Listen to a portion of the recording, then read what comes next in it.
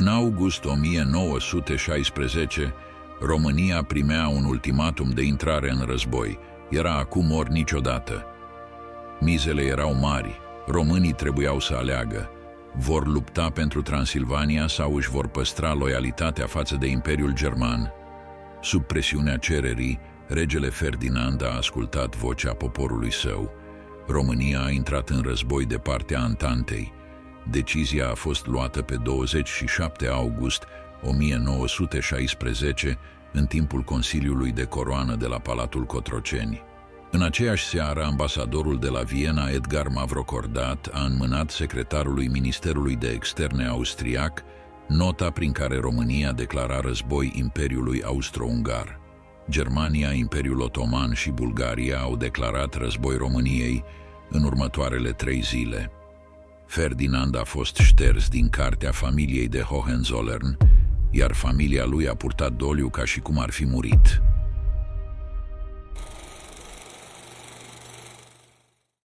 În acea seară, fără nicio ezitare, trupele noastre s-au pus în mișcare, pregătite să traverseze granița și să ocupe pozițiile strategice stabilite cu mult înainte. Rusia, cu un aer de siguranță, a promis să ne sprijine cu o divizie de cavalerie și 2 de infanterie în Dobrogea, unde urmau să lupte împotriva Bulgariei, în timp ce își continuau ofensiva de-a lungul întregului front austriac, cu un interes deosebit pentru Bucovina.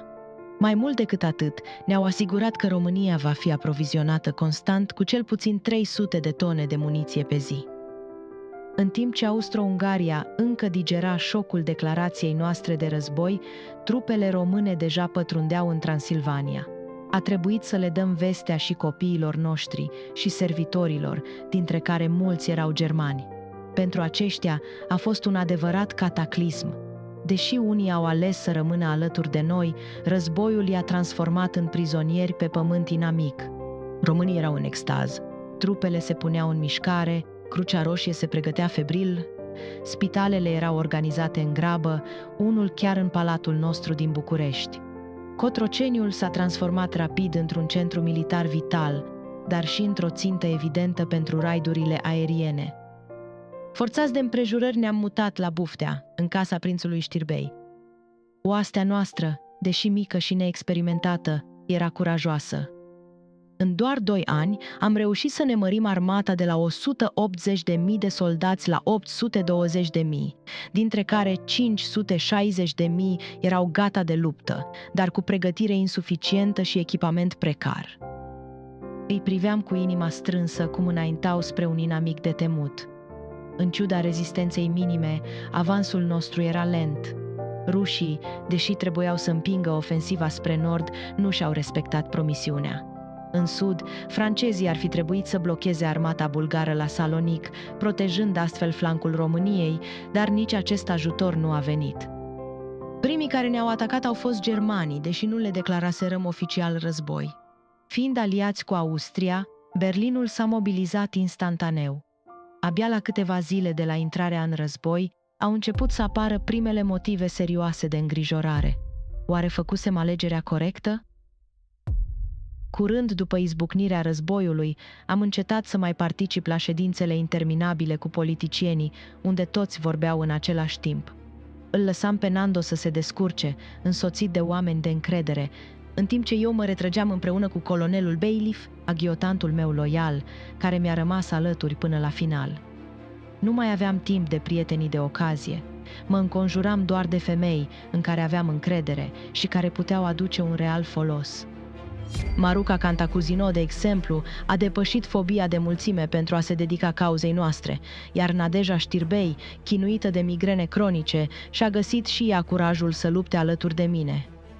În astfel de vremuri, toată lumea uita de problemele personale și se dedica cu totul cauzei. La începutul lunii septembrie, primii răniți au început să sosească în spitalele noastre. Majoritatea aveau răni ușoare, dar câțiva erau în stare gravă. Impactul primelor zile petrecute printre ei a fost devastator pentru mine. Îi priveam în ochi, 10 de perechi de ochi, unii plini de speranță, alții de uimire, iar alții pur și simplu de nepăsare.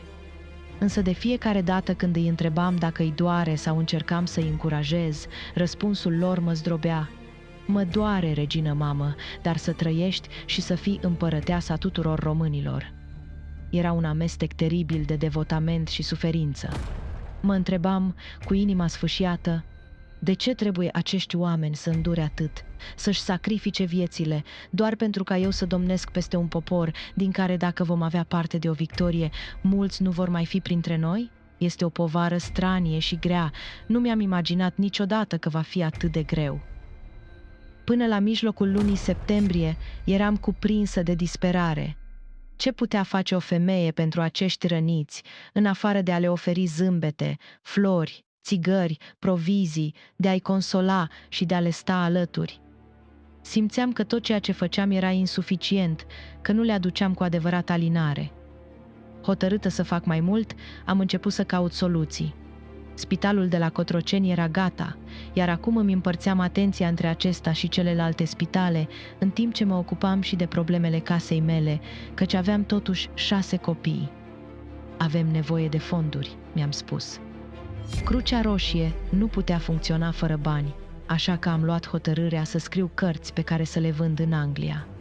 Prima mea carte, Țara mea, era o colecție de schițe frumoase care înfățișau viața simplă și autentică a românilor de la sat. Cartea a avut succes și a adus fondurile atât de necesare pentru finanțarea armatei noastre. Pe 25 septembrie, în timp ce mă aflam în camerele de sus ale Palatului Cotroceni, am auzit sunete puternice. Am ieșit pe balcon și, ridicând privirea, am văzut norișori albi de fum în aer. Exploziile se apropiau tot mai mult, dar nu am simțit frică. Am coborât imediat în spital, unde agitația era mare. Un soldat grav rănit intrase la noi, iar medicii se străduiau să-i salveze viața. Aflasem că sute de oameni fuseseră uciși sau răniți în București. A doua zi, bombele au continuat să lovească orașul. Gărzile și cercetașii au început să fluiere pentru a avertiza populația, iar oamenii se adăposteau cum puteau. Cotroceniul a fost și el lovit, dar, din fericire, nu mă aflam acolo. Între timp, informațiile despre armata noastră erau insuficiente și incerte. Tot ce știam era că, pe linia de la Râmnic, trupele germane ne tăiaseră legătura cu calea ferată, infiltrându-se în spatele nostru. Pe 6 octombrie am primit vești despre situația din zona Brașovului, unde se preconiza o mare ofensivă germană. Mă întrebam cu groază ce vom face dacă se va adeveri. Nu eram pregătiți pentru un atac de asemenea amploare. Aveam nevoie disperată de ajutor. Un corespondent de război de la The Times spunea că frontul nostru și trecătorile din munți sunt de o importanță capitală. Asta mi-a adus o ușoară alinare. Totuși, principala mea îngrijorare era legată de lipsa de pregătire a politicienilor și modul în care aceștia sabotau efortul de război prin vechile lor obiceiuri, neadaptate vremurilor de criză. Continuau să distribuie funcții după prietenii, nu după competențe, ceea ce complica enorm situația.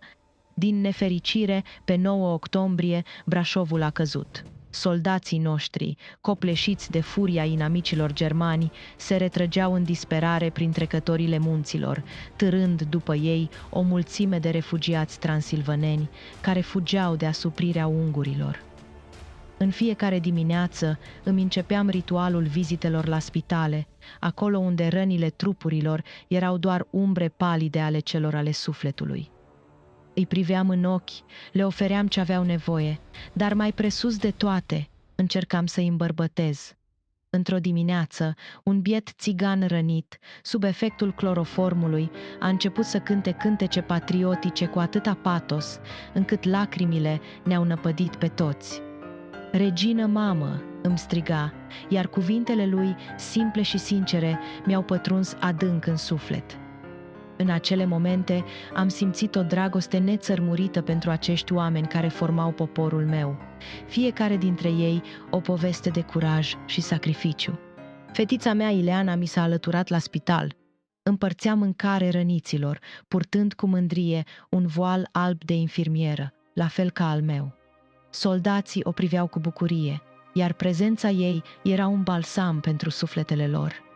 Elisabeta, de 22 de ani, și Mignon, de doar 17 ani, erau alături de mine, neînfricate în fața ororilor pe care le vedeam zi de zi. În schimb, frontul rămânea fără supraveghere din partea celor care ar fi trebuit să fie acolo. După părerea mea, din clipa în care războiul a izbucnit, cineva din conducerea țării ar fi trebuit să fie permanent pe front, să vadă cu proprii ochi cum stau lucrurile și să le arate soldaților că suntem alături de ei. Dar nimeni nu a fost trimis. Oamenii începuseră să murmure unde era familia regală când frontul ardea. Am insistat ca Ferdinand și Carol să fie mai aproape de luptă, iar generalii să fie aleși după merit, nu după favoritisme. Într-o seară am pus mâna pe condei și i-am scris țarului, nu ca o verișoară, ci ca o regină dispusă să facă orice pentru poporul ei. I-am atras atenția asupra promisiunilor nerespectate ale rușilor, care trebuiau să ne vină în ajutor imediat ce am intrat în război.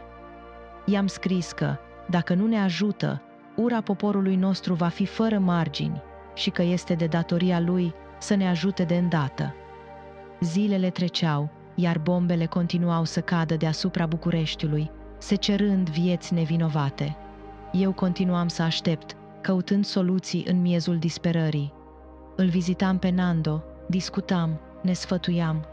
Într-o dimineață am observat că Mircea, băiețelul meu, nu se simțea bine. De obicei, nu mă îngrijoram ușor, dar războiul adusese cu el o teamă cumplită. A doua zi, temerile mele s-au confirmat.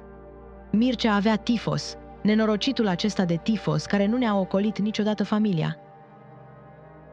Armata noastră pierduse aproape toată Dobrogea, iar Mircea era grav bolnav. Constanța căzuse deja, iar podul regelui Carol, mândria de peste Dunăre, fusese dinamitat de proprii noștri oameni în încercarea disperată de a se apăra. Începea să se vorbească despre evacuare, dar unde puteam pleca eu, având un copil atât de bolnav? Nu-mi pierdusem speranța, însă Mircea se lupta din greu. 2 săptămâni mai târziu am simțit cum Mircea începea să se stingă.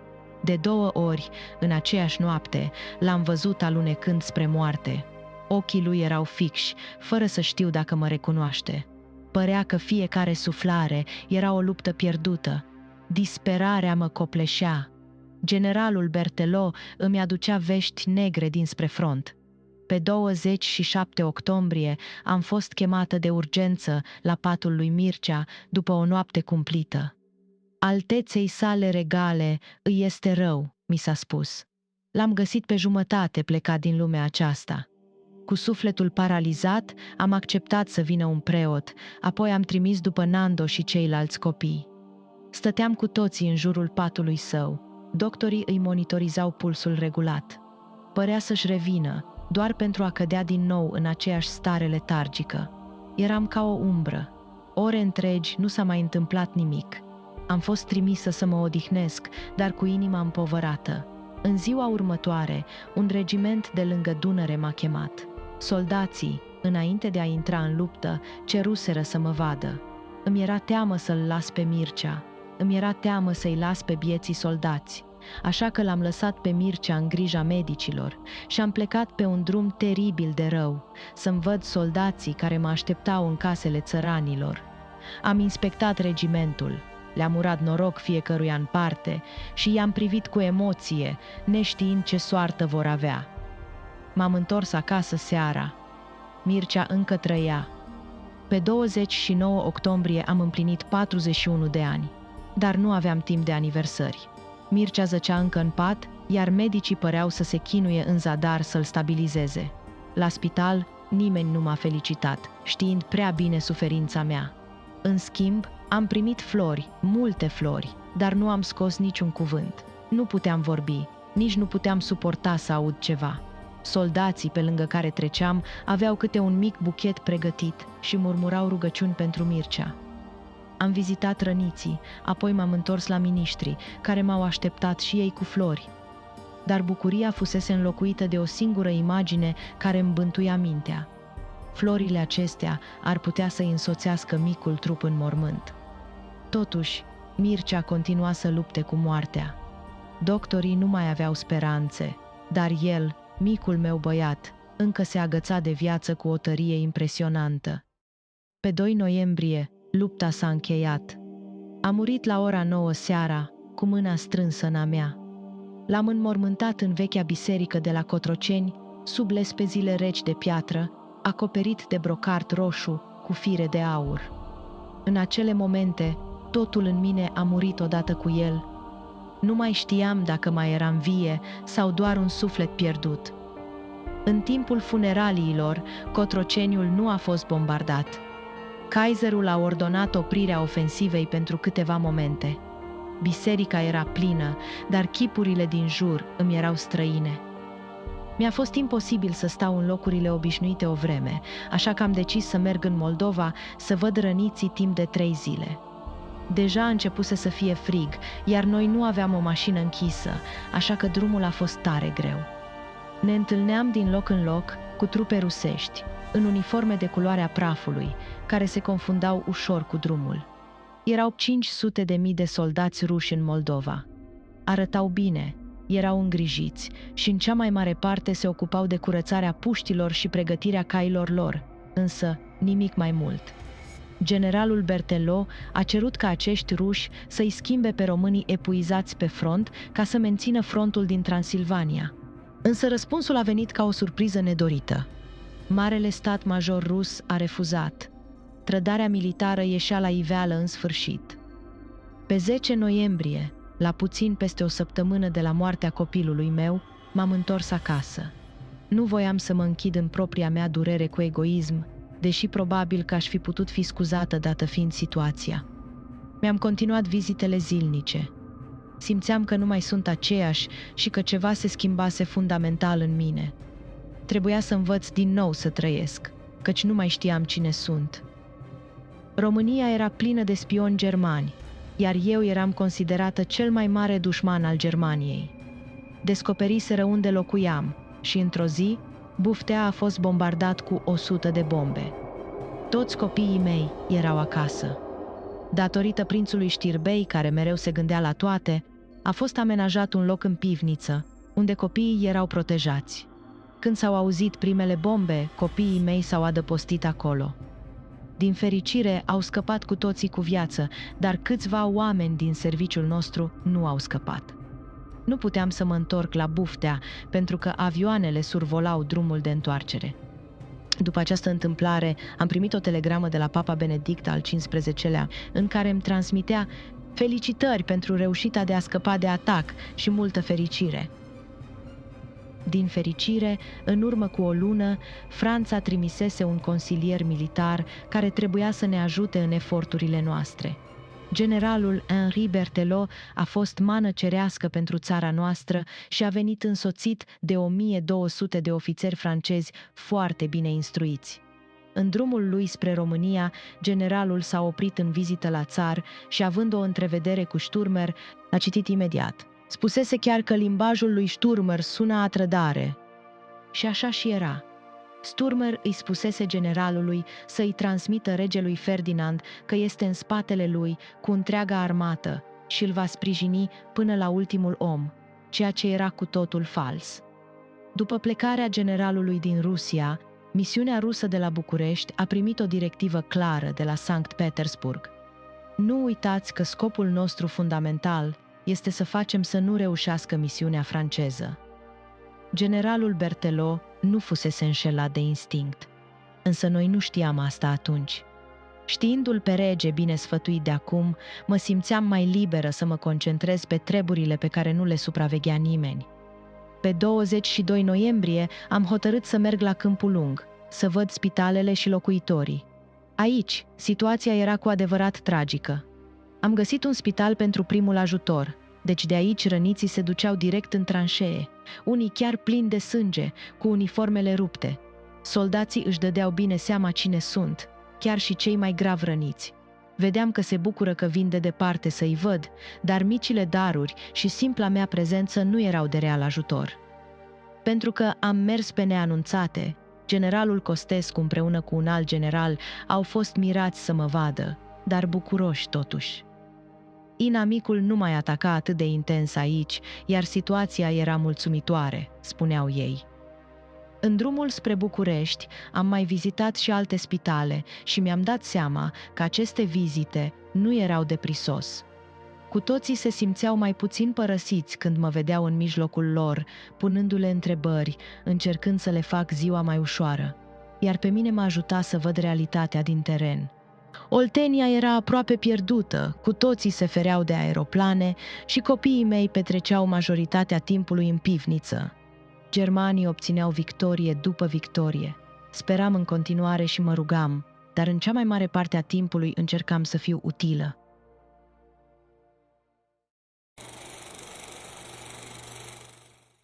Două zile mai târziu, pe 24 noiembrie, veni și vestea cea mai îngrozitoare. Trebuia să fugim. Da, aici se ajunsese. Planul era ca eu să-mi continui dimineața următoare normal, iar Bailiff să ne strângă în lăzi toate lucrurile în lipsă, ca apoi să fim gata de plecare seara. Nu eram doar noi evacuați, ci foarte mulți alți oameni, inclusiv răniții din spitale. Veștile erau proaste. Panica se instalase peste tot. Cel mai grav lucru care s-ar fi putut întâmpla dacă nu s-ar fi luat această decizie ar fi fost să fim luați prizonieri. Ori regii și oamenii politici nu sunt de folos țării lor dacă sunt închiși. Despărțirea de Cotroceni și de mormântul copilului meu au fost crunte. Am pornit cu trenul, fără să știu unde mergeam. Prințul Știrbei, cel mai de preț sfătuitor al lui Nando, rămăsese cu el la cartierul general din București. Nu știam când ne vom mai întâlni sau dacă ne vom mai întâlni vreodată. În schimb, pe soția și fiicele prințului le-am luat cu mine în tren. Ni s-au mai alăturat și doamnele de onoare și unele persoane din familiile lor, servitori și sfătuitori. Niciodată în viața mea nu mai pornisem undeva fără să știu unde trebuie să ajung. Ni se căuta o locuință, așa că am petrecut 2 săptămâni în tren, așteptând. Ne aflam acum în apropierea Iașiului, oraș năpădit de ruși, în care toată lumea era disperată și ne cerea ajutor. Uneori, când se putea, ieșeam seara din tren și mă plimbam pe dealurile din spatele gării. Într-un final am primit vestea căderii Bucureștilor. Nando, Carol, fiul meu, care rămăsese cu ei, și cartierul general se mutau din loc în loc, pe măsură ce armata se retrăgea din fața dușmanului. Ferdinand nu făcuse niciun plan pentru eventualitatea în care germanii ar fi pus stăpânire pe București, nici guvernul român. Așadar, după plecarea lor, în București s-a dezlănțuit haosul. La nicio oră de capitală se afla cea mai importantă bogăție a României, terenurile petrolifere de la Ploiești. Din fericire, românii împreună cu englezii au făcut tot ce au putut pentru a împiedica dușmanul să pună stăpânire pe cele mai bogate zăcăminte de petrol din Europa. Datorită colonelului Norton Griffiths și echipei lui care s-au ocupat cu scoaterea din uz a sondelor, uneltelor, conductelor și pompelor și aprinderea cisternelor de rezervă, germanii au fost întâmpinați de un spectacol pirotehnic care a transformat Valea Prahovei într-un pământ sterb, în care aerul era aproape imposibil de respirat. Pentru a compensa pierderile, germanii s-au întors către populație.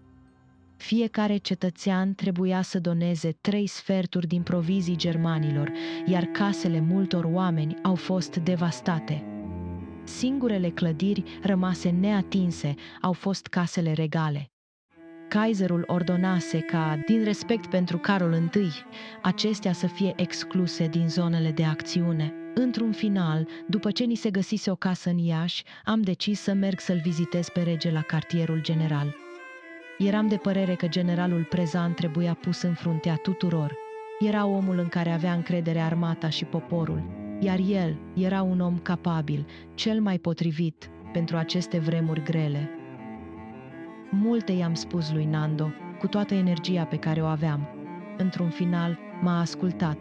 Soțul meu era dintre aceia care au crezut toată viața că femeia era inferioară bărbatului și că opiniile ei nu sunt importante, chiar și când era tânăr.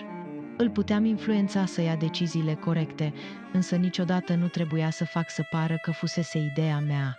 pentru că dacă făceam asta, bătea și mai mult în retragere. Era una din acele dăți când îmi păruse rău că nu mă născusem bărbat. Iașii aveau cam 70.000 de locuitori la acea vreme, dar erau acum împânziți de refugiați, care erau de 3 ori mai mulți.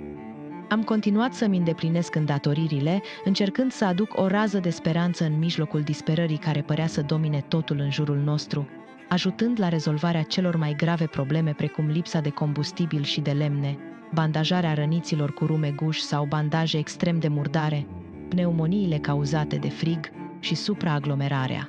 Mânia mea nu cunoștea margini când vedeam astfel de priveliști, iar presiunea pe care o puneam pe membrii guvernului era pe măsură. Într-un final, generalului Prezan i-a fost oferită funcția care îi se cuvenea, aceea de șef al Marelui Stat Major. Era 18 decembrie când ne-am întâlnit cu ocazia călătoriei mele la Zorleni, unde mergeam să-l văd pe rege. Generalul era un om plin de pricepere și împăciuitor. Fiecare zi petrecută la Iași era plină de vizite la spitale, la Crucea Roșie sau primind diferiți oficiali în audiență. Uneori părea că totul se prăpădește. Nimic nu mergea bine, sau cel puțin așa îmi părea atunci. Însă greul nici măcar nu începuse. Cum nenorocirilor le place să vină toate odată, în curând am primit o scrisoare de la mama, care îmi spunea că și-a călcat peste hotărârea de a rupe orice legătură cu mine cât timp va fi război, numai ca să-mi transmită gânduri pline de compătimire pentru pierderea lui Mircea. Era o scrisoare de 8 pagini în care mi-aducea învinuiri. Spunea că eu am fost cea care și-a dorit războiul și că sunt răspunzătoare pentru situația de astăzi, că m-am transformat dintr-o fetiță bălaie și liniștită, o rază a casei noastre, într-o instigatoare, că întreaga Germanie spune că numai eu am îndemnat la război din cauza încrederii oarbe în Antantă. În încheiere, îmi făcu înțeles faptul că va intra din nou în tăcere după acea scrisoare și că nu vom mai coresponda. Vorbele aspre ale mamei, care mi era cea mai dragă ființă, erau ca un pumnal în sufletul meu. Adăugase o grea povară pe umerii mei, deja foarte îngreunați oricum. Din fericire, în aceeași zi în care primisem scrisoarea de la mama, am primit și o veste bună. Dachi venea la Iași. Firea ei aproape bărbătească, liniștită, era tocmai ce aveam nevoie în acele momente. Vizita a fost scurtă, dar în cele câteva ore petrecute împreună, mi-am recăpătat energia de care aveam nevoie. Ultima lună a anului 1916 a fost plină de discuții politice, greoaie și de-a dreptul revoltătoare. Uneori, din discuțiile cu membrii guvernului și chiar cu prim-ministrul, părea că eu și soțul meu eram singurii patrioți dezinteresați. Rușii nu se dovediseră a fi de prea mult ajutor până în acel moment.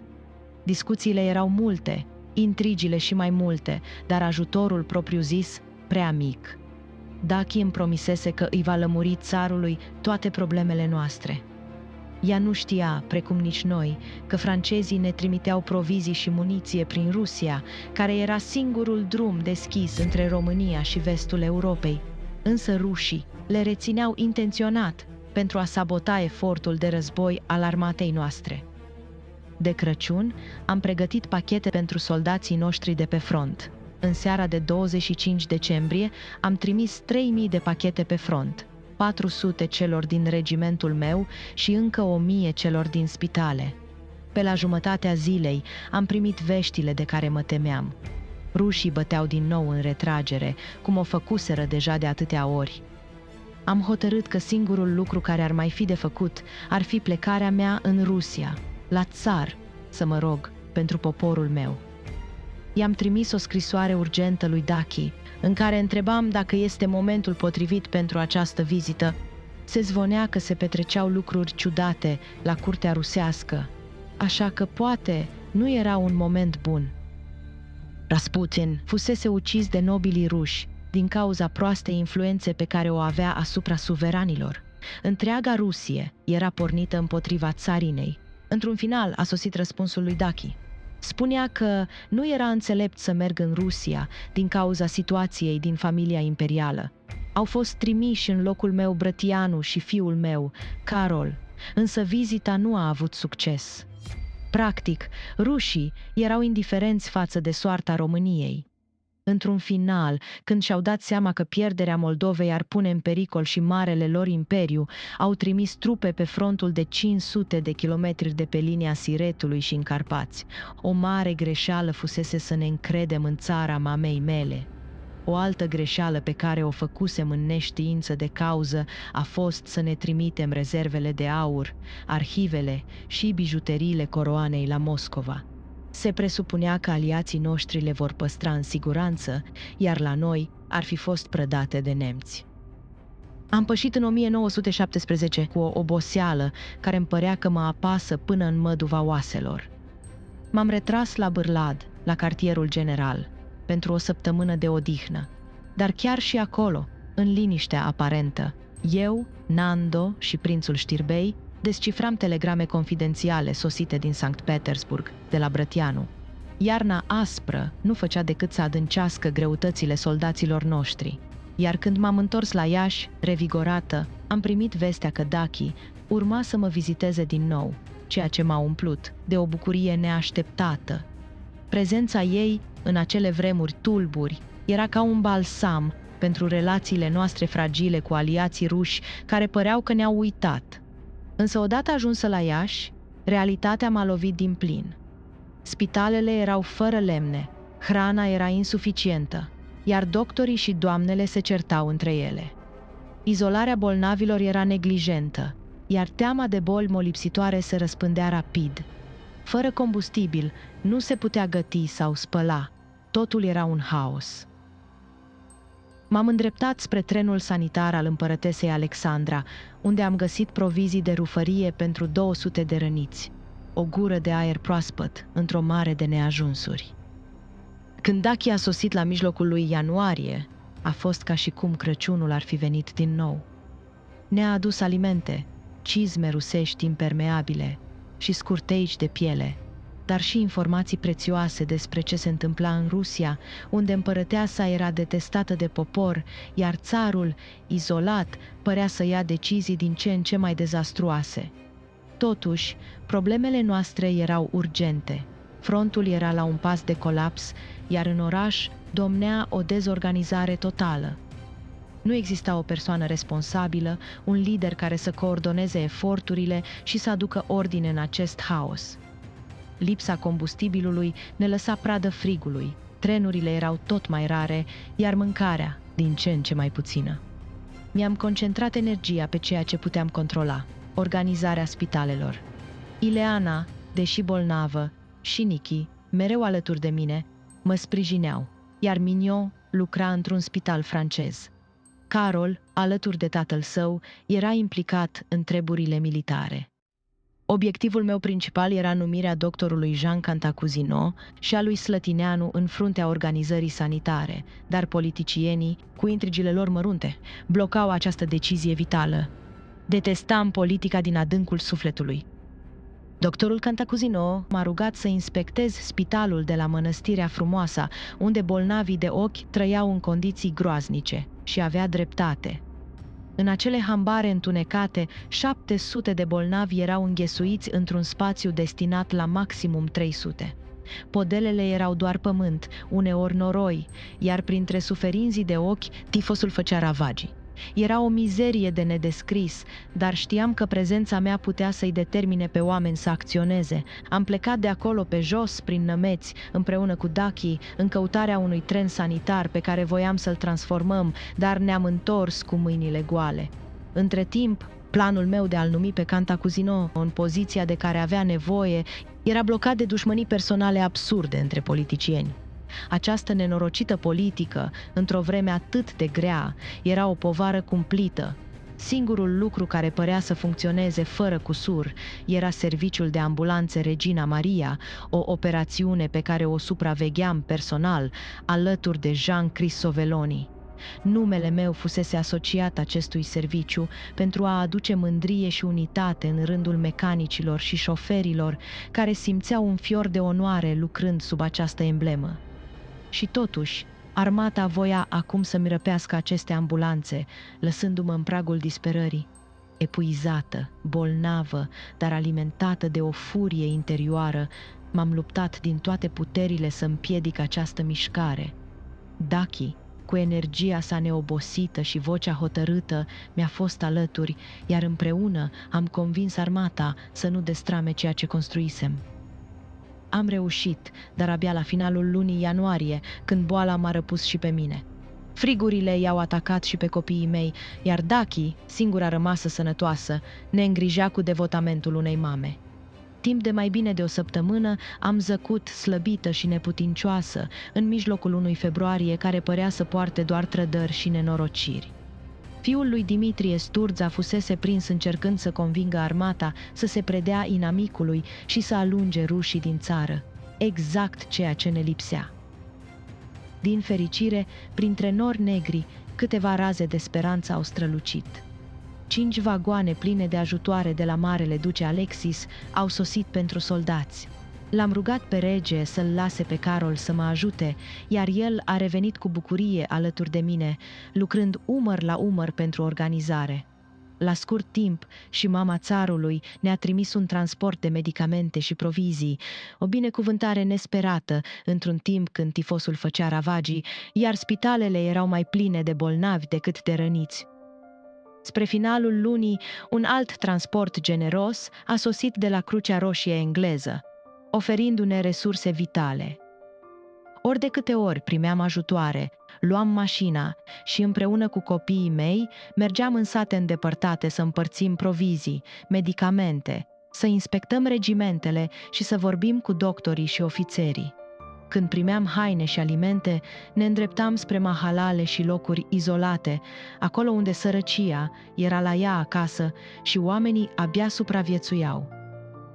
Pe 28 februarie am fost lovită de vestea izbucnirii Revoluției la Sankt Petersburg. Revoluționarii cereau ca puterea să fie în mâinile poporului. Câteva zile mai târziu, țarul a fost forțat să abdice, urmat de o tragedie care avea să ne marcheze pe toți. Rusia părea să devină republică, iar noi priveam cu îngrijorare spre viitorul incert. După abdicarea lui Nichi, i-am trimis o telegramă plină de compasiune, la care ne-a răspuns personal, rugându-se pentru victoria noastră în război, chiar când pierduse totul. Durerea lui mă sfâșia, știind că era victima propriei căsnicii, dar și temerile pentru siguranța surorii mele, partea familiei imperiale ruse, mă copleșeau.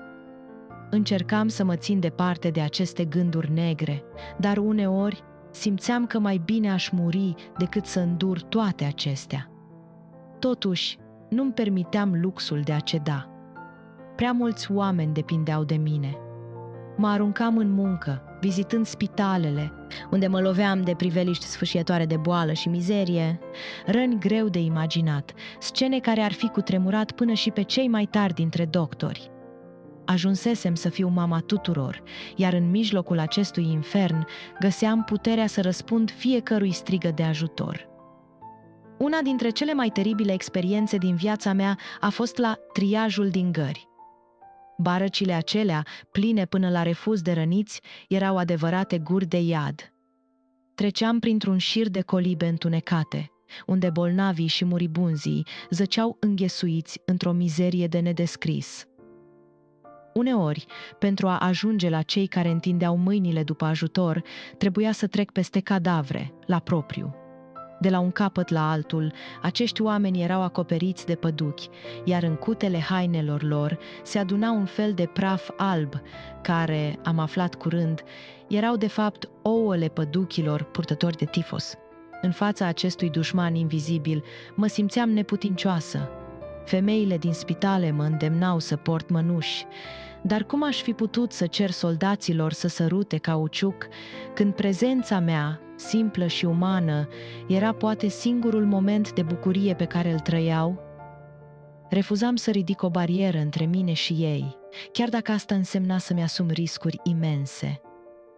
Nu puteam îndura gândul că acele barăci de triaj rămâneau cufundate în mizerie. M-am încăpățânat să schimb soarta acelui loc blestemat.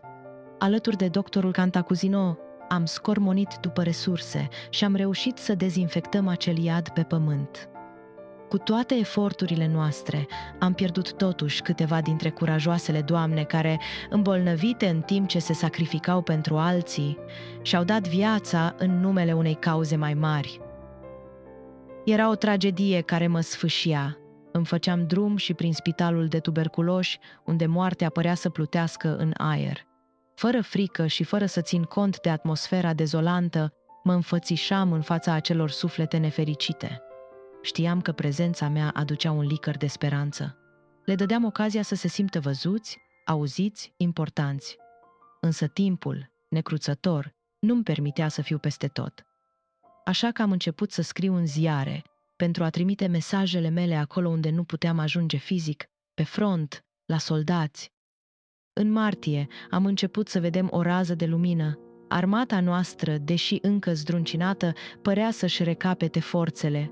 Mulțumită ajutoarelor primite din Rusia, am putut vizita divizia de cavalerie într-un tur prin 8 sate, unde am inspectat 14 regimente. Peste tot pe unde treceam, soldații strigau urale, iar eu îi cercetam cu atenție.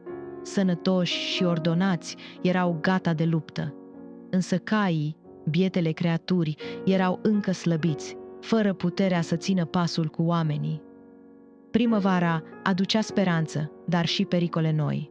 Pe 23 martie 1917, regele a plecat pe front să facă o declarație în legătură cu care ne-am sfătuit foarte mult. Era nevoie să le arătăm soldaților noștri prețuirea pentru efortul lor și să ne menținem țara atât cât a mai rămas, mulțumită. Declarația anunța că soldații vor primi pământuri la întoarcerea din război.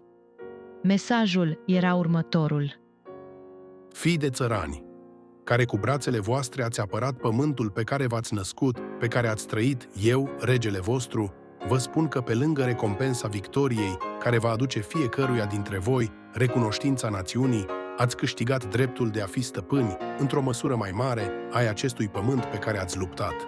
Vi se va da pământ și veți lua o mai mare parte la treburile politice. Vestea i-a bucurat foarte mult. La doar câteva zile după această realizare, America a declarat război Germaniei, schimbând din nou cursul istoriei. Iar în aprilie ne-a lovit un alt val de probleme neașteptate. Soldații ruși, dezamăgiți și nesupuși, începeau să comploteze împotriva regelui. Eram mai puțin ca ei, deci orice mișcare greșită ne putea costa scump. Cu toate acestea, nu puteam îngădui să fim intimidați chiar de aliații noștri. Din fericire, tensiunile s-au domolit și, spre ușurarea noastră, rușii au revenit pe câmpul de luptă alături de noi, obținând o victorie neașteptată. Pe la începutul lui iunie, o ceată de soldați transilvaneni, prizonieri în Rusia, defilau înaintea noastră și depuneau jurământul de a lupta pentru România. Văzându-i, voinici și plini de entuziasm, strigându-mi numele, am simțit din nou fiorul idealului românesc. Ei ne voiau pe noi, iar noi îi voiam pe ei. Asta era esența luptei noastre, a unei lupte care, deși părea interminabilă, avea un sens adânc și puternic.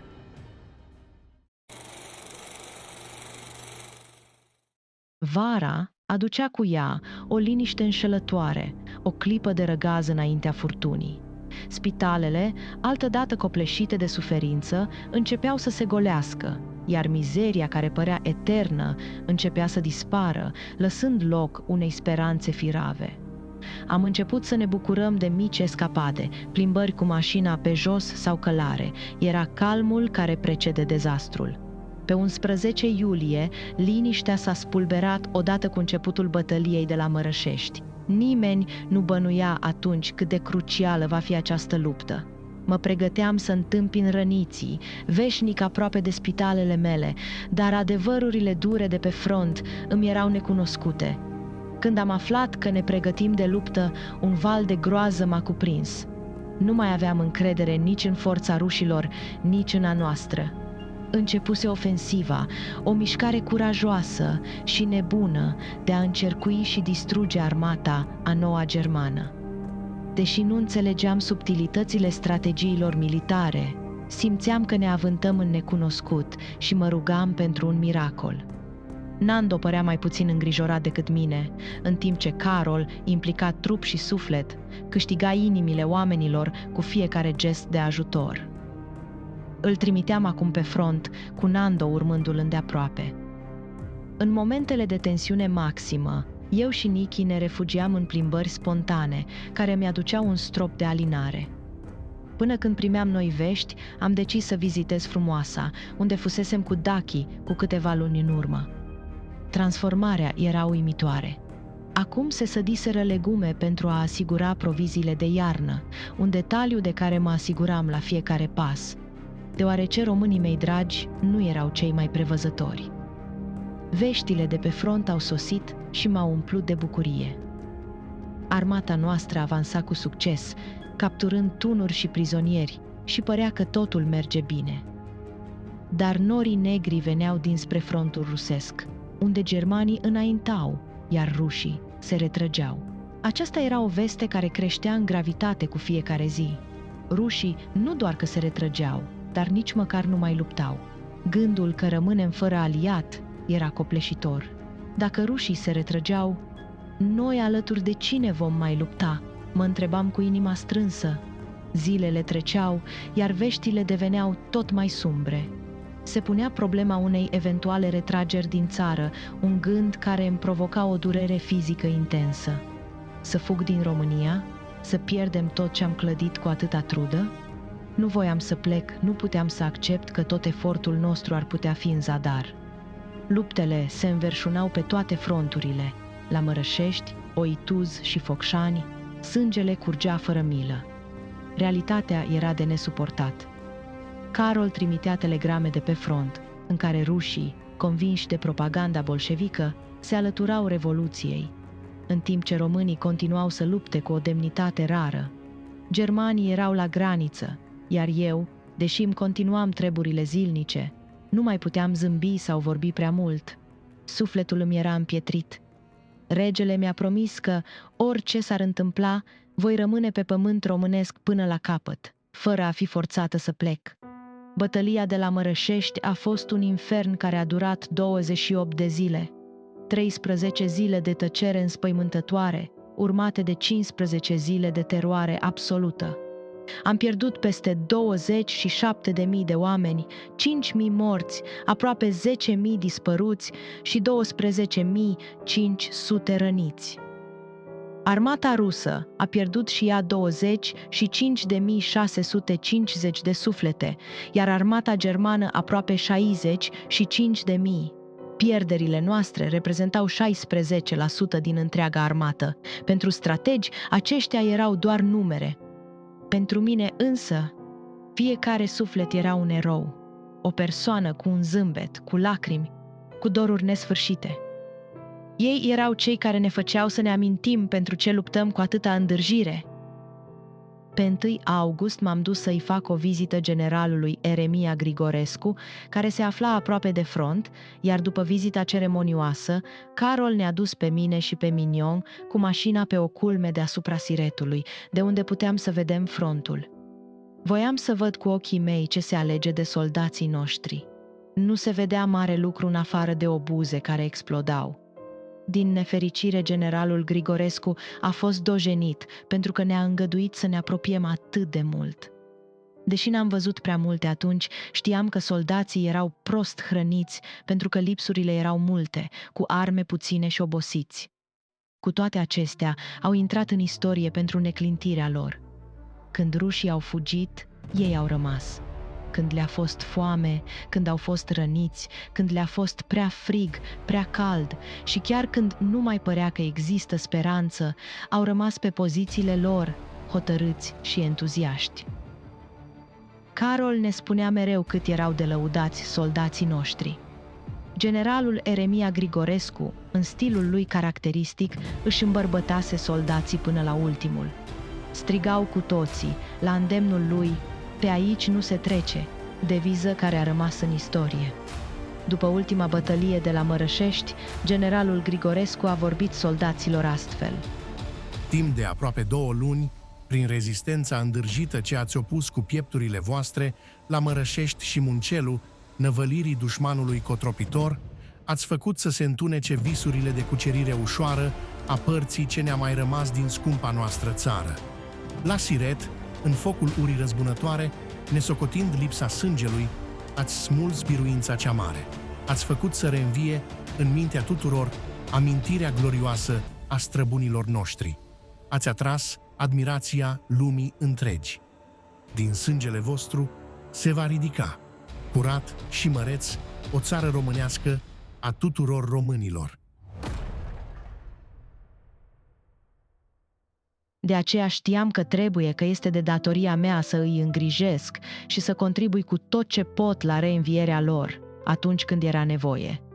Am fost cu ei peste tot, prin spitale, prin tranșee, pe front, și am dat tot ce am putut să îi ajut să se transforme din schelete în ființe omenești. I-am văzut transformându-se în fiecare zi și prinzând viață. Acești dârji oameni care juraseră credință în regii lor și care stăteau ca un zid să apere fiecare petec de pământ strămoșesc, au luptat pentru mine și pentru noi toți. Era așadar de datoria mea să le fiu alături. Erau adevărați oșteni, adevărați români și nu meritaseră chinurile prin care trecuseră. De prea multe ori s-a întâmplat să mă cheme soldați ce erau pe moarte, să-mi spună că pentru mine au luptat regina lor, mama lor, credința și nădejdea lor. Ori de câte ori se luau decizii importante, când eram chemată la Consiliul de Război, când mi se cerea părerea sau când trebuia să mă împotrivesc cu toată ființa mea unor lucruri, îmi aminteam de acele chipuri a căror regină mamă eram. Am rămas smerită în fața declarațiilor soldaților mei și parcă resimțeam atingerile tremurânde ale celor care îmi cereau ajutorul și se agățau de mine în întunericul în care se aflau. Toate acestea nu le-am uitat nici când. Când le vedeam dârzenia, puterea și dorința, știam că armata noastră mică este o armată mare. Mult așteptatele vești din Rusia începuseră să apară. Tăcerea surorii mele, Daki, era prilej de mare îngrijorare, pentru că nu știam nimic despre ea, unde se află, dacă este în viață, dacă a fost atacată de revoluționari sau a plecat din Rusia. Pe deasupra, era însărcinată. Pe 3 august am primit o scrisoare în care mă anunța că se afla în Finlanda, într-o localitate numită Borgo. Sarcina îi provoca neplăceri, dar în afară de asta erau teferi. 2 zile mai târziu am aflat că țarul și familia lui au fost duși la Tobolsk, fără ca cineva să știe de ce. Pe 8 august, știrile de pe front au adus o clipă de respiro. Armata germană de la Mărășești încetase atacul. Dar nu era timp de sărbătorit, pentru că dușmanul își mutase forțele spre Oituz. Încă din iulie, armata noastră lovea cu furie trupele germane în ceea ce devenea a 3-a bătălie din acea zonă blestemată. În doar 2 zile, 170.000 de proiectile brăzdaseră cerul, provocând distrugeri masive, dar și pierderi dureroase pentru noi. Generalul Averescu însă era lăudat de toți pentru priceperea sa, pentru calmul neclintit cu care conducea oamenii în focul luptei. Viteaz și neînfricat, el nu se dădea înapoi de la nimic. În cele din urmă, armata română a ieșit învingătoare, dar euforia victoriei a fost umbrită de realitatea cruntă. Retragerea în masă a rușilor făcea imposibilă continuarea luptei. Germanii alimentau financiar bolșevicii pentru a-și extinde propaganda și a cumpăra arme, iar noi ne trezeam cu beregata tăiată. Eram terminați. În mijlocul acestor furtuni, ziua de naștere a lui Nando a venit ca un ecou distant al unor vremuri mai bune. Cadoul meu pentru a 52-a sa aniversare a fost unul al războiului, un vas plin cu săpun englezesc. Era un dar amar, marcat de amintirea deciziei care, știu bine, i-a frânt inima. La 1 an de la acea hotărâre grea, țara noastră nu era mai mare, ci mai mică. Totuși, legătura cu poporul nostru era mai strânsă ca niciodată, forjată în suferințe comune. De ziua sa, Nando a invitat la prânz pe generalii Prezan, Berthelot și Cerbaciv, dar apoi fiecare s-a întors la îndatoririle sale. Nando la treburile militare, iar eu la spitalele mele. Împreună cu generalul Averescu am pornit spre Bacău. Pe drum ne-am oprit pe câteva culmi de unde se zăreau de o parte românii noștri, iar de cealaltă germanii. Privind acest peisaj sfâșiat de război, am realizat încă o dată cât de adânc îmi iubesc această țară. După ce am coborât, generalul Averescu m-a rugat să împart câteva decorații soldaților în locul lui, iar eu am acceptat cu plăcere. Fețele arse de soare ale soldaților mi-au zâmbit cu recunoștință, iar eu eram fericită să fiu printre ei și să știu că sunt încă în viață. Către mijlocul lui septembrie, veștile m-au lovit cu puterea unui fulger. Vărul nostru, Kaiserul, se plimba triumfător prin ce fusese cândva țara noastră. Vizitase Sinaia și curtea de Argeș, unde cu o ironie amară depusese coroane pe mormintele regelui și reginei. Regele Carol visase ani de zile la o vizită a Kaiserului în România, dar a primit-o doar la mormântul său, acum când devenise un dușman care îi cotropise țara. Pe 29 octombrie mi-am sărbătorit cea de-a 42-a aniversare, pentru a doua oară pe timp de război. Prima dată, Mircea era încă în viață. Acum, eram o mamă îndurerată, cu 5 copii în loc de 6, trăind în incertitudine, departe de casa mea, dar încă pe pământ românesc. Am împărțit decorații și am decorat cu crucea Reginei Maria toate doamnele, infirmierele, doctorii și sanitarii care lucrau în spitale, iar alături de invitați am servit ceai, vin și pesmeți. Vizitele pe front sau în mijlocul regimentelor erau întotdeauna un balsam pentru sufletul soldaților. Prezența mea le oferea un impuls puternic, iar eu eram adesea chemată să îi salut, înainte de a intra în focul luptei. De fiecare dată mă întâmpinau cu vorbe mișcătoare și urale sincere. În noiembrie am reușit să îi vizitez în tranșee la Onești. Am pătruns în fiecare colț al acelor tranșee și le-am împărțit țigări și provizii.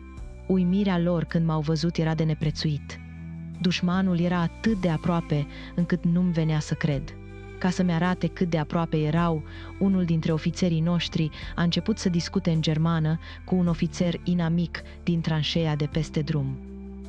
Răspunsul a venit imediat. Neamțul a cerut pâine, dar știam bine că dacă oricare dintre ai noștri s-ar fi ridicat, glonțul l-ar fi doborât imediat. Când seara s-a lăsat, m-am retras spre mașină, salutând și alți soldați, fumând cu ei și stând de vorbă, în timp ce umbrele nopții se așterneau peste noi. Pe 2 decembrie am primit o scrisoare de la regele Angliei, în care mi se spunea că eu și copiii mei suntem întotdeauna bineveniți în Anglia. La prima vedere, scrisoarea mi-a adus bucurie, să văd că rudele mele engleze nu m-au uitat. Dar oboseala și teama își spuneau cuvântul. Nu înțelesesem din prima. Mesajul era subtil, dar clar, eram în pericol și trebuia să părăsim țara. Panica începea să-și facă loc, dar eu și Nando am fost de acord. Nimeni și nimic nu ne va scoate din țara noastră până nu vom fi siguri că totul este pierdut. Problema era că nu mai aveam încredere în ruși. Bolșevicii răspândeau îndoiala în mințile poporului, punând la cale o pace cu Germania, pe care noi nu o puteam accepta.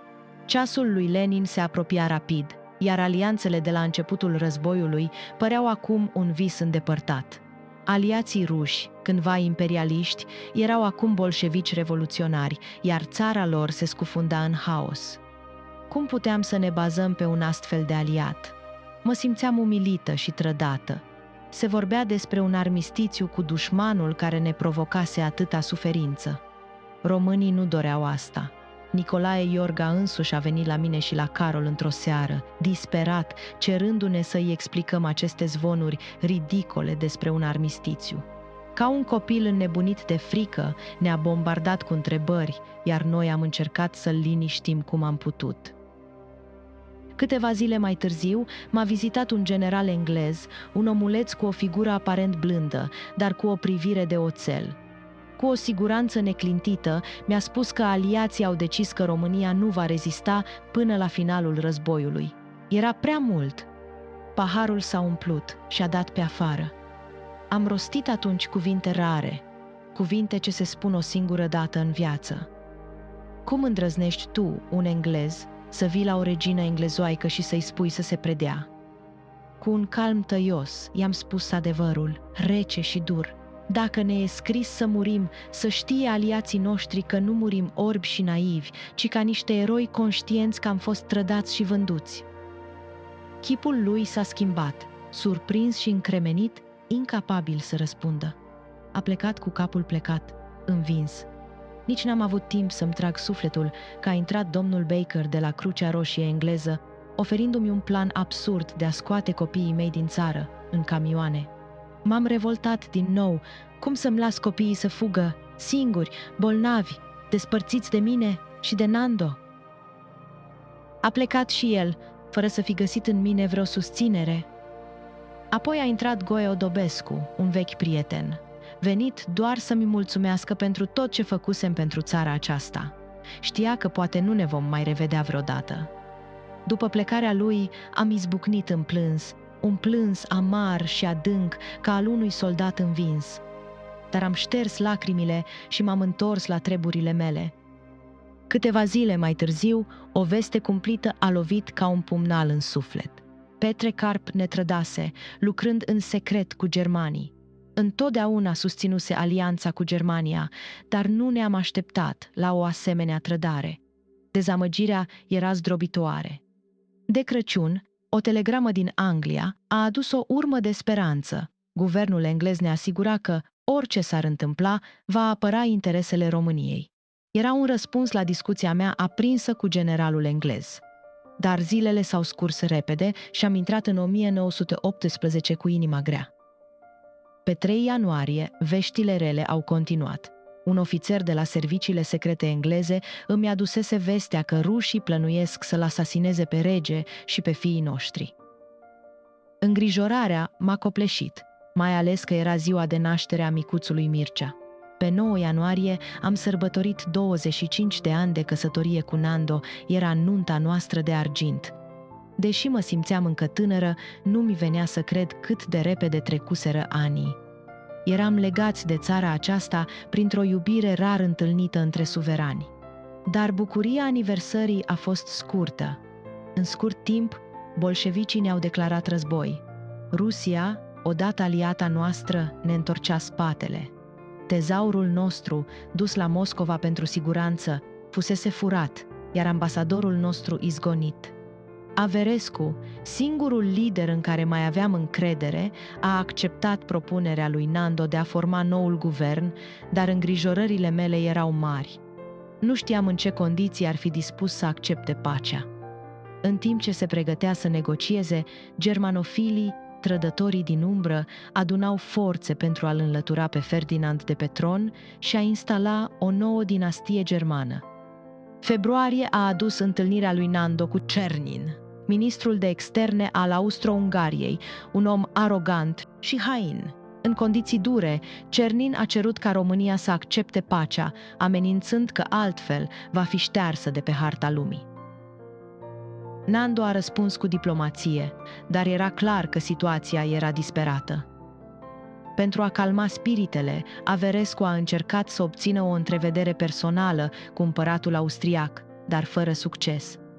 Pe 7 martie, la un dejun militar în casa regelui, generalul Berthelot a ținut un discurs sfâșietor, plin de lacrimi și durere, care ne-a făcut pe toți să plângem.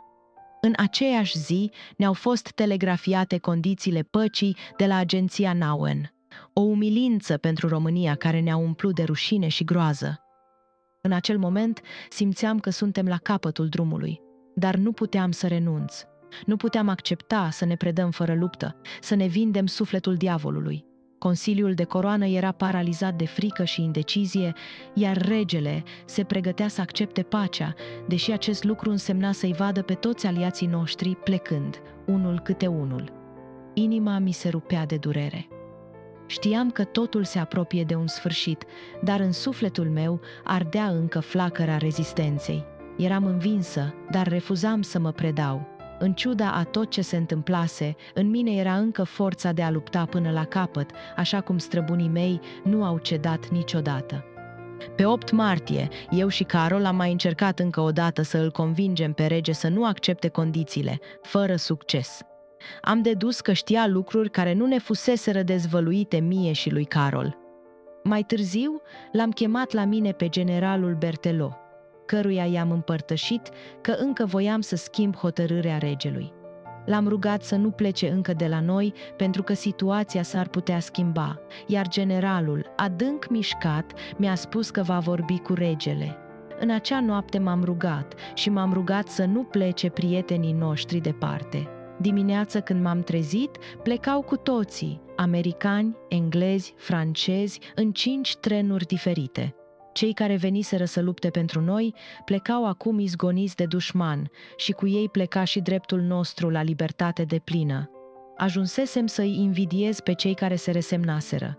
Înainte ca unul dintre cei mai importanți capitani să plece, capitanul englez Barrett, am scris o scrisoare regelui George al Angliei și l-am rugat să-i o înmâneze. În scrisoare îi spuneam că va primi vești direct de la capitan în legătură cu toate tragediile care ni se întâmplaseră, pentru că nu puteam să le scriu. Îl rugam să lupte pentru noi, să nu ne uite și să țină minte că nu mă voi da bătută. Am primit răspunsul lui după aproximativ 10 zile. Îmi spunea că nu va uita biata Românie și eforturile ei și că are o nemărginită admirație pentru eforturile armatei noastre. Mai spuse și că Anglia și aliații ei vor face tot ce le stă în putință ca nedreptățile create să fie îndreptate. Pe 18 martie 1918, Nando l-a primit pe Marghiloman, care urma să formeze noul guvern. În ziua următoare, noul guvern își depunea jurământul. Pacea fusese acceptată, însă deși fusese semnată de noi guvernanți germanofili pe 7 mai, din fericire nu a fost promulgată de rege niciodată. Un ziar din München scria că tratatul semnat la București era un model de pace care să fie impus tuturor dușmanilor Germaniei, alături de multele detalii ale păcii menite să ne înrobească. Însă politicienii germani nu erau mulțumiți. În timpul unei conferințe, un delegat german a spus neimpresionat: "O pace aspră? Așteptați numai să vedeți ce pregătim Angliei și Franței."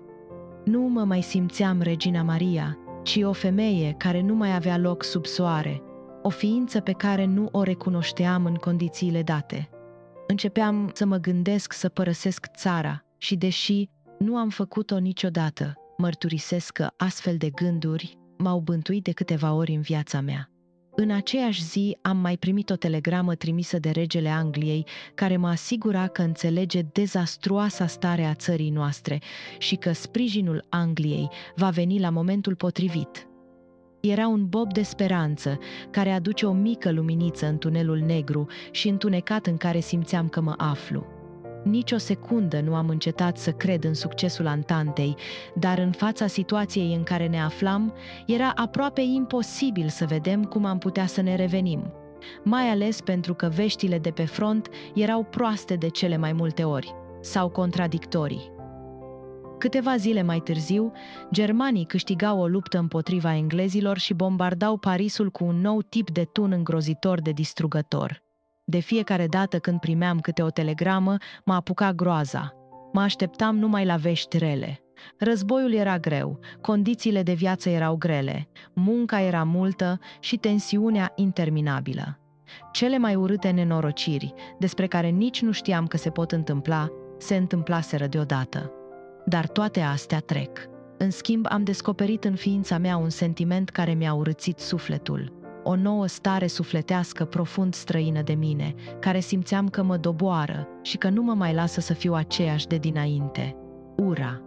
Ura și neîncrederea își făceau loc în sufletul meu, la văzul acestui nou guvern cu existența căruia nu mă puteam împăca, la văzul unor adversari mișei, la renunțarea aliaților noștri în care ne puseserăm toată încrederea, la auzul condițiilor de pace menite să ne sugrume națiunea.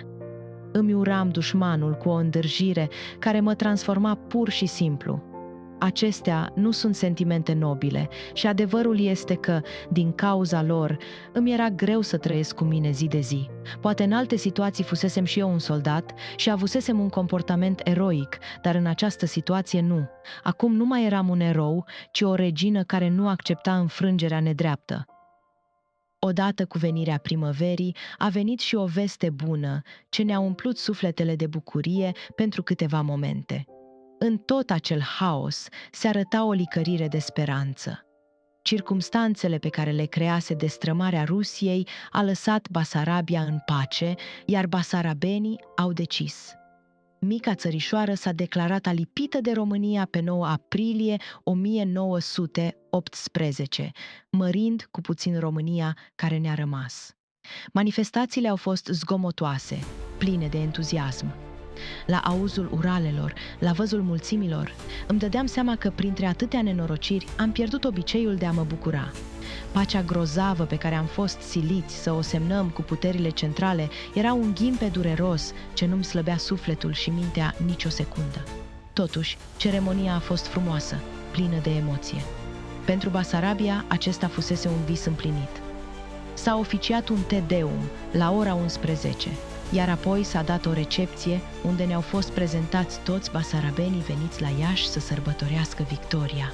Era totuși o victorie. Apoi gândul mi se întorcea din nou la aliați. Veștile de pe front erau teribile. Englezii sufereau îngrozitor. Venise vara.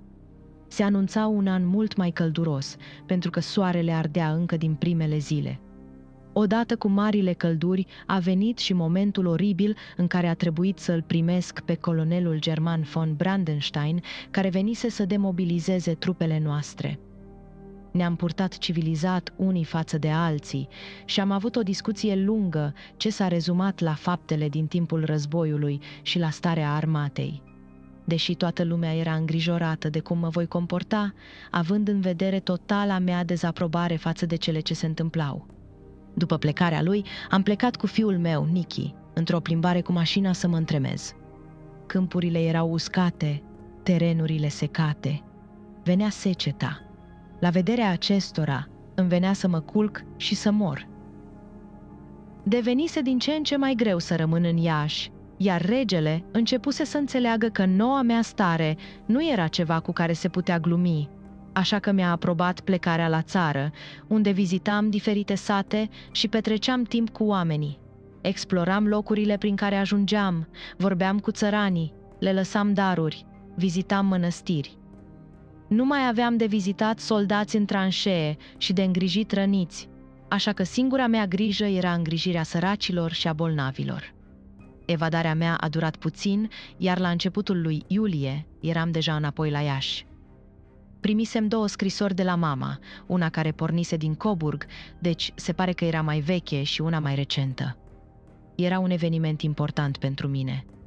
Nu mai știam nimic de mama de la ultima ei scrisoare care mi-a pricinuit atâta suferință.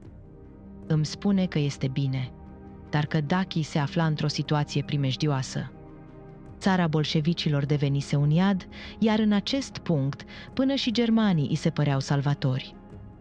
Pe timp de vară ne-am mutat la Bicaz, pe Valea Bistriței, un loc de o frumusețe idilică, într-o casă ce făcea parte din domeniile coroanei, mică, dar în aer curat de țară. Schimbarea ne-a făcut foarte bine, mai ales pentru că îi vedeam mult mai rar pe membrii noului guvern, care creau mereu situații neplăcute. Ori de câte ori apărea câte unul, trebuia să-mi iau din nou atitudinea de câine de pază, lucru care îi displăcea regelui, dar cu care nu mă puteam lupta. Când nu aveam îndatoriri politice, aveam grijă de țărani. În acea vară am schimbat portul alb de infirmieră cu portul popular român, la care m-am întors cu foarte multă dragoste. Cu ajutorul prințului Știrbei, am reușit să cumpărăm câteva vagoane de mălai și umblam să le împărțim. Mălaiul se găsea foarte greu. Am înființat un dispensar, unde puteau veni bolnavii să primească medicamente și sfaturi, și pentru că veneau cu sutele, situația lor a devenit curând mai bună. Alături de Crucea Roșie și de Societatea Regina Maria, lucram neîncetat să oferim oamenilor foarte sărăciți din Valea Bistriței condiții decente, pentru că suferiseră enorm în urma războiului. Era 22 iulie când am fost anunțați că țarul, împreună cu întreaga lui familie, fusese asasinat. Nu primisem niciun alt amănunt la acel moment. Groaza m-a năpădit cu repeziciune. Nu-mi venea să cred ce s-a ales de lumea în care trăiam. Pe măsură ce războiul înainta, frământările sufletești nu încetau nici pentru noi. Urmăream situația cu sufletul la gură și cu ochii în patru. Cea mai mare problemă acum era lipsa de încredere a regelui în idealul nostru, pe care eram nevoită să îl insuflu uneori cu vorbe foarte grele. 3 părți din țara noastră erau sub ocupația dușmanului, deci temerea era firească, dar deznădejdea nu. Marghiloman, primul ministru, era plin de dragoste pentru germani, prin urmare executa cu plăcere orice ordin. Noul guvern îi cerea tot felul de concesii, printre care arestarea vechiului guvern din care făcea parte și Brătianu. În imaginația lui, germanii vor câștiga războiul fără doar și poate. Din fericire, regele începuse să discute și cu alți politicieni și cu generalul Prezan, alături de care pregătea în secret planul mobilizării armatei, în cazul în care situația se va fi întors în favoarea noastră.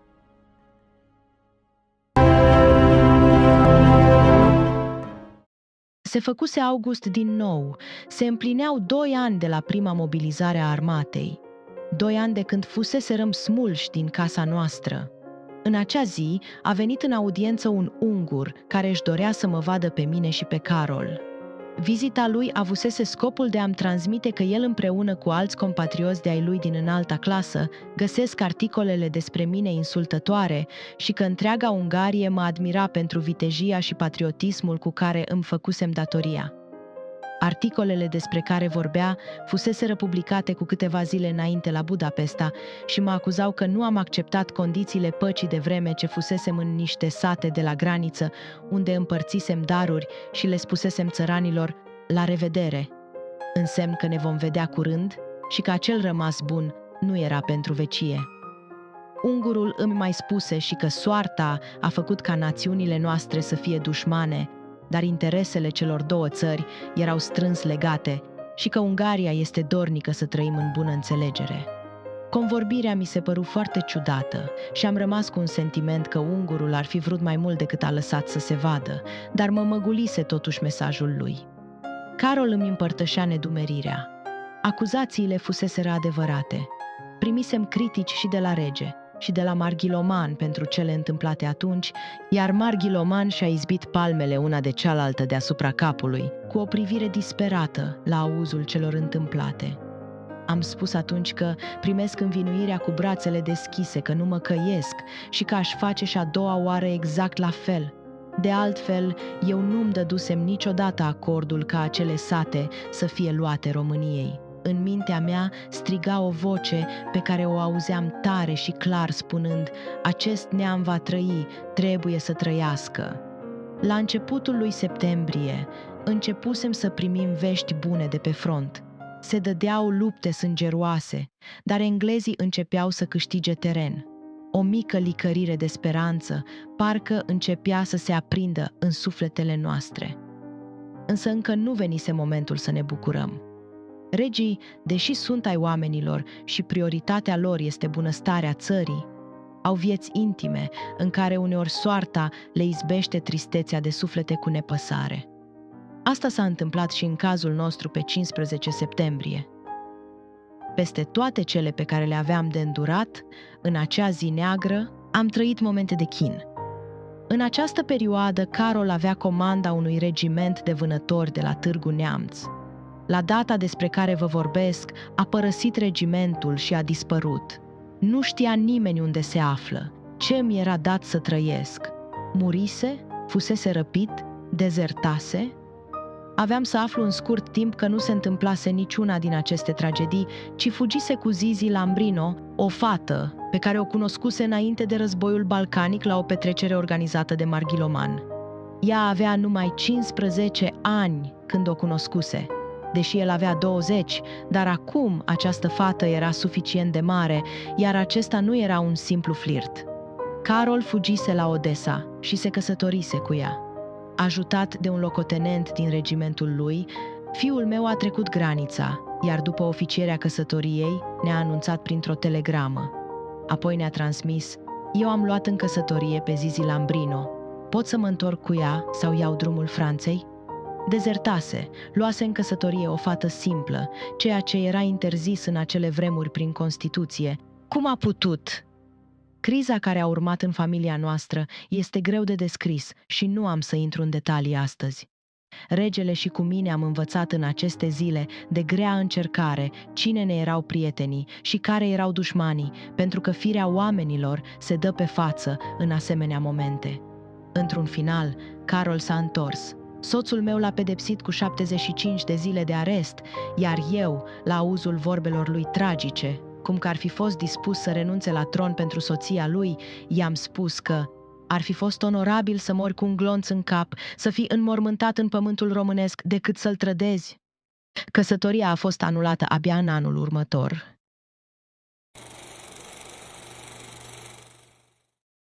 La finalul lunii septembrie 1918, veștile bune de pe front se înmulțeau.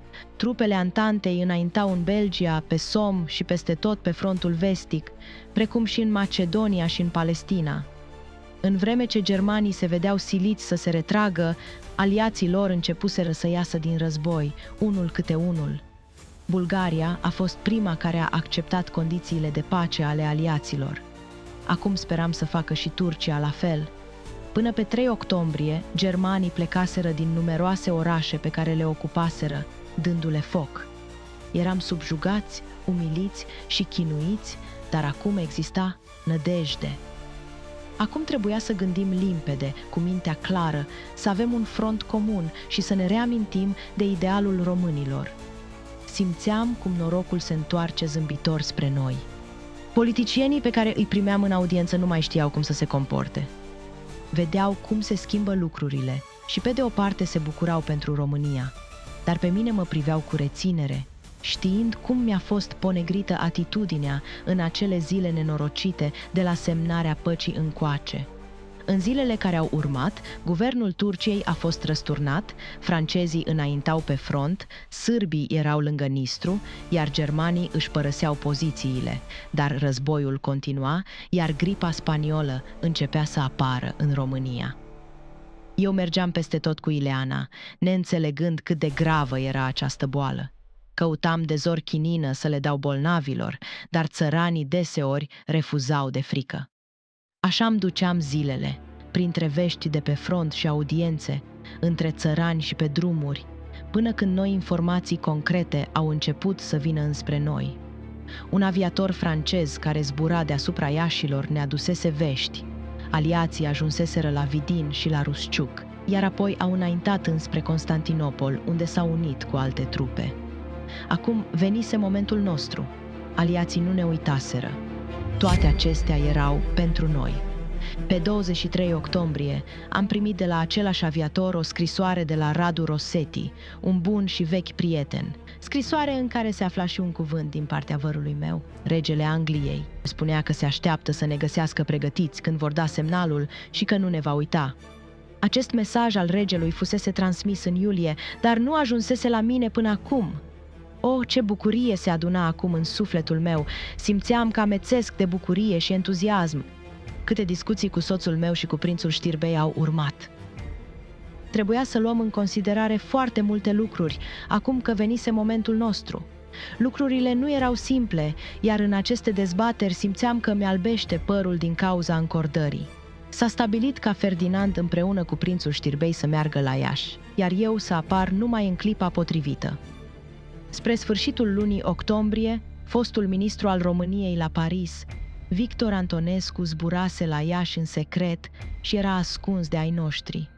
Aducea un mesaj de la francezi și se cerea să ducă un răspuns. Mi se ceruse să-i scriu lui Clemenceau. Eram în sfârșit în legătură cu prietenii noștri din nou. Dacă acum câteva luni Eram considerată cea mai mare pacoste. Acum mi se cerea să fiu purtător de cuvânt. Și am fost. Ce sentiment! Pe 30 octombrie, la o zi după a 3-a aniversare a mea în condiții de război, când împlinisem 43 de ani, Austria a trădat Germania. Începeam să simt compasiune pentru germani. Așa am fost cât am trăit. Mă luptam cu înverșunare până la ultima picătură de sudoare, dar nu-mi uram dușmanul, ba chiar îl compătimeam la vederea suferinței lui. Pe 1 noiembrie, turcii s-au dat învinși și Dardanelele s-au deschis. Era cea mai bună veste la care speram. Ne venea pur și simplu să strigăm de bucurie. Însă primejdiile nu erau departe de noi nici în aceste momente. Cea mai mare dintre ele era posibilitatea răspândirii bolșevismului printre români, căci ne înconjura din toate părțile, iar germanii făceau tot ce puteau să le ajute cauza, acum că nu mai aveau altă carte în mânecă. Era 9 noiembrie când am aflat că toți românii de dincolo de granițele noastre s-au declarat liberi și că voiau să ne unim cu toții într-un mare neam. Acesta era visul Marii Românii.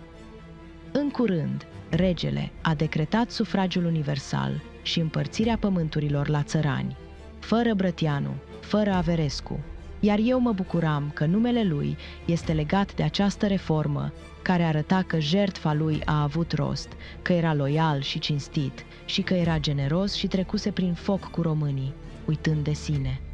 Pe 10 noiembrie s-a declarat mobilizarea generală. Eram din nou alături de aliații noștri care trecuseră Dunărea și se aflau în țara noastră. Germanii au primit ordin să evacueze țara sau să se declare învinși în 24 de ore. Cei care alegeau să rămână trebuiau să lupte împotriva armatei noastre. Kaiserul Wilhelm și fiul său abdicaseră. Ce sfârșit tragic pentru el! Încă nu mi era permis să mă prezint oficialităților. Ca să-mi calmez neastâmpărul, mă duceam la țăranii mei din Bicaz și le duceam ultimele provizii pe care le mai aveam. Eram întâmpinată peste tot cu urale de soldați mobilizați. Aproape că mi-exploda inima de bucurie la văzul lor. Pe 11 noiembrie m-am întors la Iași, unde am sărit din tren drept în brațele lui Nando. Noul nostru prim-ministru, generalul Coandă, se afla și el la gară să mă întâmpine, alături de mulți alți oficiali care îmi pregătiseră o primire triumfală. Câte emoții, câtă bucurie! Era prezentă și o delegație de transilvaneni în frunte cu Mihai Popovici, Ion Vescan și Chiroiu. Mi-au oferit flori și m-au numit îngerul păzitor al marelui nostru vis național, pentru că nu îmi slăbisem nădejdea și pentru că îi călăuzisem ca un far strălucitor prin întuneric. Întreaga zi am primit mulțumiri copleșitoare, care mă făceau să râd și să plâng.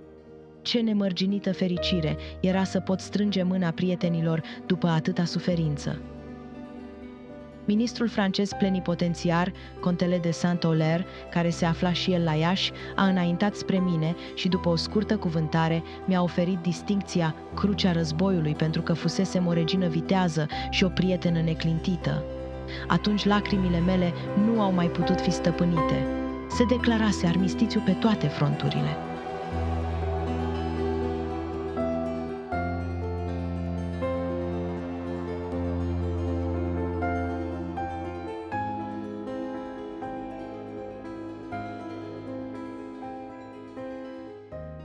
În Germania, lucrurile stăteau foarte prost. Soseau vești că socialiștii au pus stăpânire pe țară și mă gândeam necontenit la mama care a pierdut tot în Rusia, iar acum vedea nimicirea țării ei adoptive pe care o iubise atât de mult. Gândurile mi se îndreptau și spre restul femeilor din Germania, care făcuseră apel către cele din Franța și Anglia ca să nu moară de foame. Nici noi nu stăteam prea bine cu proviziile, dar reușiserăm să ne recuperăm proviziile pe care aveau de gând să le care germanii din țară. Îi compătimeam pe toți, chiar și pe germani, pe vitejii soldați care și-au dat viețile pentru națiunea lor. Ce lecție grozavă a primit țara lor! Era totuși o lecție pe care aș fi preferat să o citesc într-o carte de istorie decât să o trăiesc.